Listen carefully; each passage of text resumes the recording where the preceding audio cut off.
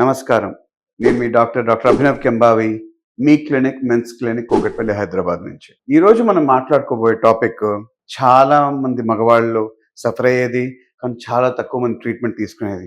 అది అంగస్తంభన. ప్రపంచవ్యాప్తంగా ప్రతి ముగ్గురు మగవాళ్లలో, especially sexually active age group అనగా 25 ఏళ్ల నుంచి 45 ఏళ్ల వరకు మధ్యలో మగవాళ్ళల్లో ముగ్గురులో ఒకరికి అంగస్తంభన ఉంటుంది.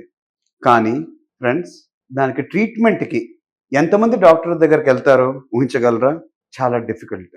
చాలా తక్కువ శాతం. దానిలో 10వ వంతు వెళ్తారు డాక్టర్ దగ్గర ట్రీట్మెంట్ తీసుకోవడానికి. అది ఎందుకు? అది భయం, అవమానం, పక్క వాళ్ళు ఏమనుకుంటారో, చూసేవాళ్ళు ఏమనుకుంటారో, సోషల్ స్టిగ్మా అంటారు ఇంగ్లీష్‌లో. అది మన భారతదేశపు కాంటెక్స్ట్‌లో మన కల్చరల్ ఎలిమెంట్ కూడా వస్తుంది. అంటే చిన్నప్పటి నుంచి ఎప్పటి నుంచి అయితే అంటే అట్‌లీస్ట్ ఒక స్కూల్ ఏజ్ వచ్చాక ఆ టైం నుంచి సెక్స్ అనేది ఒక తప్పు, ఒక పాపం, ఒక భూతిలా చూస్తారు. సో, ఆ నోషన్ ఒక నెగెటివ్ కానోటేషన్ సెక్స్‌తో అటాచ్ అయిపోయిందనమాట.